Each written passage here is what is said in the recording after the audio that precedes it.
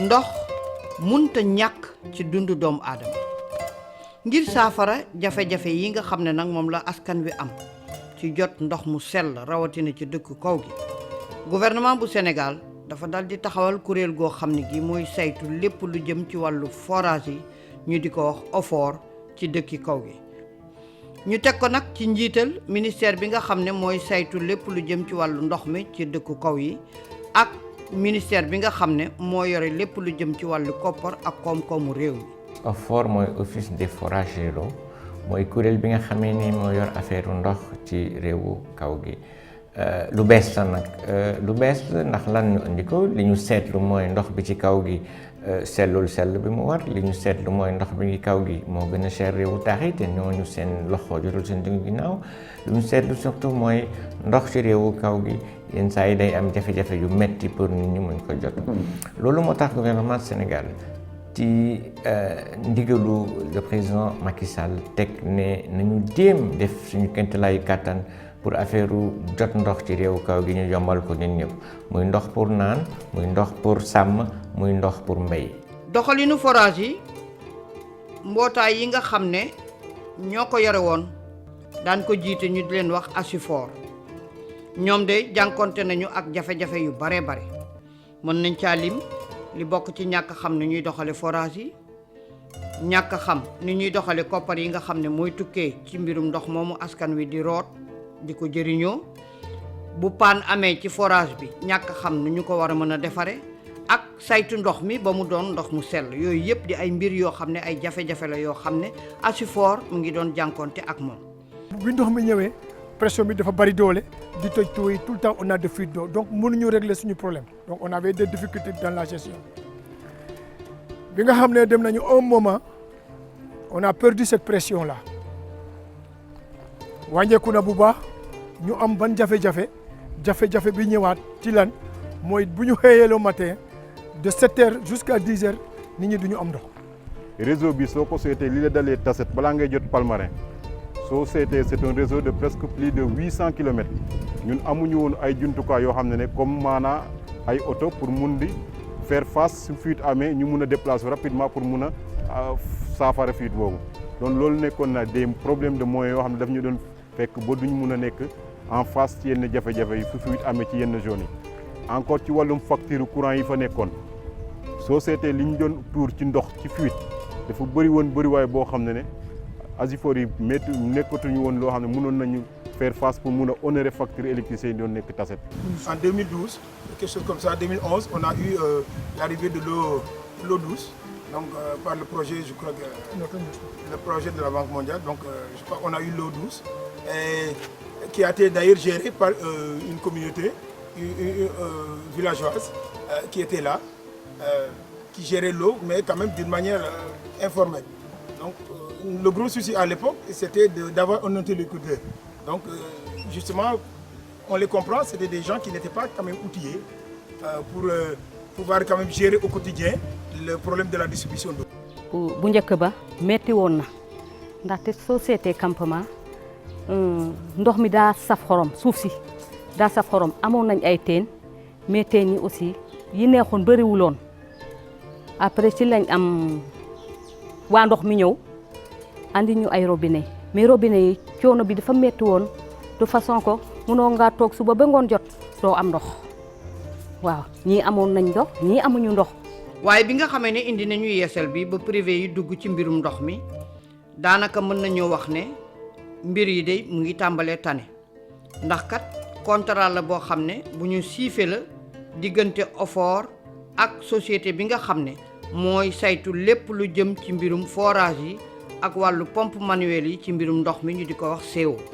Donc CO c'est une société d'exploitation qui est aussi une société de droit privé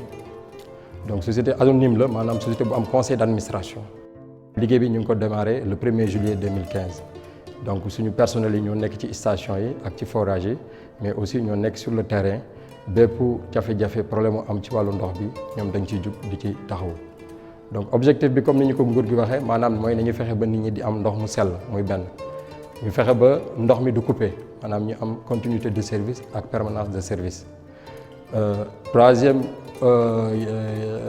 objectif yi maanaam mooy réactivité en cas de casse et de panne. indi privé pour ñun du rek dañ leen di bàyyi ñu fi la neex dañ leen di encadrer ñu am contrat bu leer contrat bi Asifor yi xam lan moo nekk ci biir li ñu yëkkati mooy lenn njëg bi méngoo ak poche nit ñi li ñu yëkkati mooy ndox bi nekk ndox boo xam ne dafa sell boo ko naanee doo feebar li ñu yëkkati mooy manqué ndox bañati am muy ci càmm gi muy ci naan bi muy ci mbay mi loolu yëpp nag moo tax ñu indi secteur privé wante du ñu ñëw rek bu ñu ñëwee aussi am na leneen loo xamee ne defe naa dañ ko ciy boole ñëpp xam nañ ne réew mi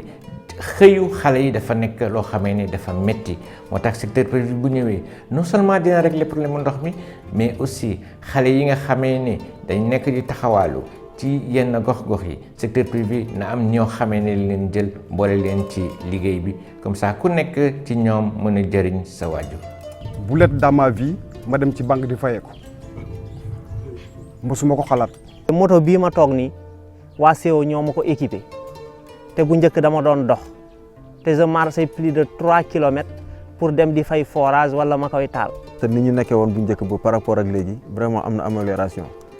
suñu côté social prise en charge bi amul woon bu njëkk ba léegi am na si. dañu jóge statut boo xamante ne dañ doon liggéey bénévolat nekk si beneen statut boo xam ne léegi dañu employé di ñu fay ñu nekk salarié encore jox ñu condition yëpp pour liggéey boobu ñu matal ko. temps IROF pour les déplacements dañ doon yëg ay charrette di dugg ci ndox yi pour defar ay fuites boo toogee ba instant bi nag ngay yéeg ay moto di def ay déplacement kon de mun na am nañ satisfaction. béréb yi nga xam ne nag contrat boobu ñu siifee ñoom ñaar soxal na leen diwaanu Ndar la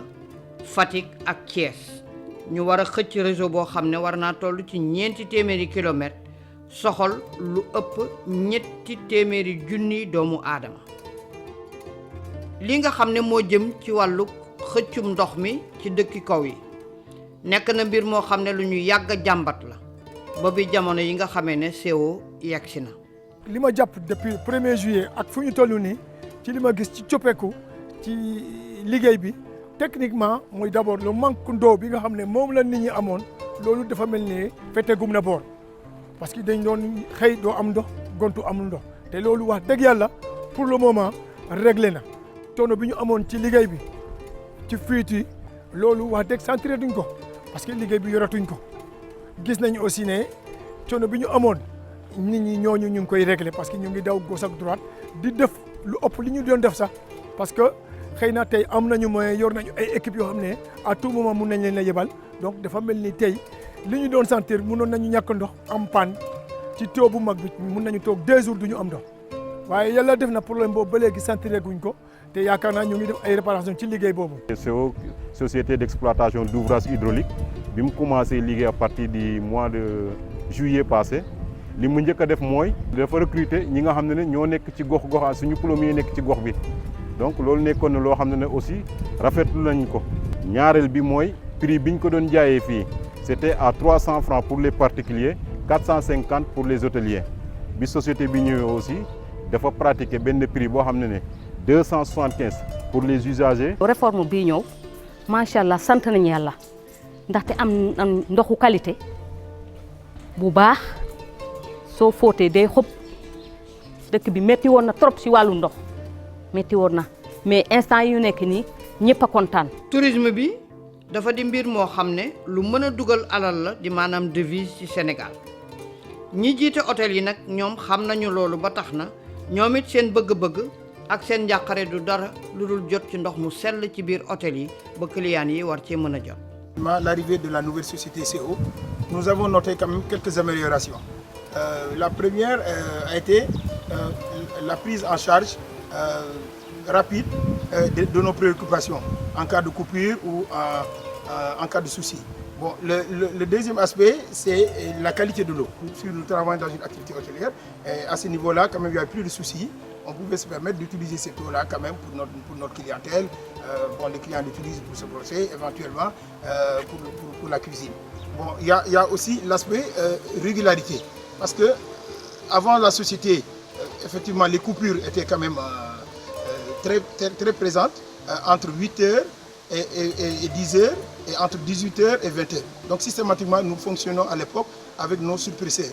Parce qu'on ne pouvait plus compter sur la qualité, sur la pression d'eau aux grandes heures de demande et de distribution. ASUFOR mu di kuréel yooyu nga xam ne ñoo doon saytu wàllu forage yi ak wàllu pompe yi nga xam ne mooy xëcc ndox mi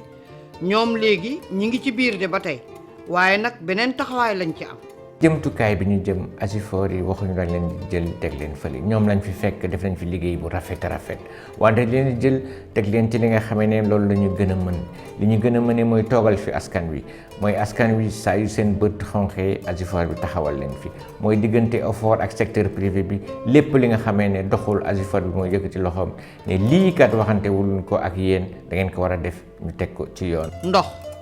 dafa bokk ci dundinu doomu aadama. kon sañ-sañ la ci kenn ku ne jot ci ndox mu sell moomu état bi ci boppam taxawal na politique boo xam ne bii dana woyofal mbir yi ba kenn ku ne mën a jot ci ndox mu sell mi. pour ndox ba leen nekk jafe-jafe ci réewu kaw gi benn bi mooy li ñuy njëkk a def ñun mooy suñu bàkk muy kër gu nekk am robinet ndox bu sell dañ koy def ba egsi si beneen bi mooy muy sàmm bi ndox bu ko soxlaa ba mën ko am ci njëg bu baax. beneen bi mooy mbéykat bi ak fu mu mënti nekk bu soxlaa ndox mu mën ko jot loolu nag lu mu ñuy indil mooy ñu bañ a waxati ndox pour réewu kaw wala ndox ci réewu taax loolu mooy vision son excellence le président Macky Sall te dinañ ci yegg. bëgg-bëggu président de la république ak gis-gisam moo di fexe ba askan wi ñoom ñépp ñuy jot ci ndox mu sell mi moo xam ci dëkki kaw yi la moo xam ci dëkku taax yi la ndax kenn ku ne sañ-sañ la ci yow nga am ndox mu sell